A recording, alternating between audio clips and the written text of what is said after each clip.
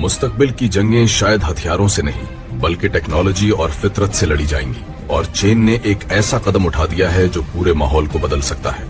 आप देख रहे हैं डिजिटल फिलाह, मैं हूं मोहम्मद अहमद और आज हम दिखाने जा रहे हैं वो रोबोट नजर से हर कदम के साथ रीत में एक नया पौधा लगा जाते हैं। ये न थकते हैं न रुकते, बस सूरज की तवानाई मिलती रहे तो काम चलता रहता है।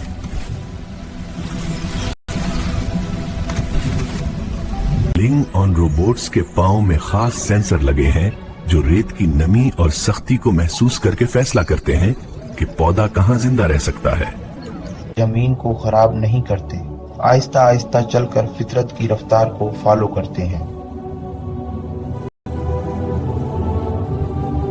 सबसे हैरानकुन बात, ये रोबोट आपस में बात भी करते हैं। जी हाँ, इनमें एआई मौजूद है जो हर रोबोट को बताता है कि कौन सा हिस्सा पहले ही कवर हो चुका है ताकि मेहनत जाया ना हो। रोबोट चीन के इलाकों में, खास तौर पर एंटर मंगोलिया में, जहां रेत मुसलसल फैल रही थी, अब ये रोबोट खामोशी से इस फैलाव को रोक रहे हैं। ये टेक्नोलॉजी सिर्फ पौधे नहीं लगा रही, ये उम्मीद लगा रही है, एक ऐसी उम्मीद जो खुश्क जमीनों को दोबारा जिंदा कर सकती है।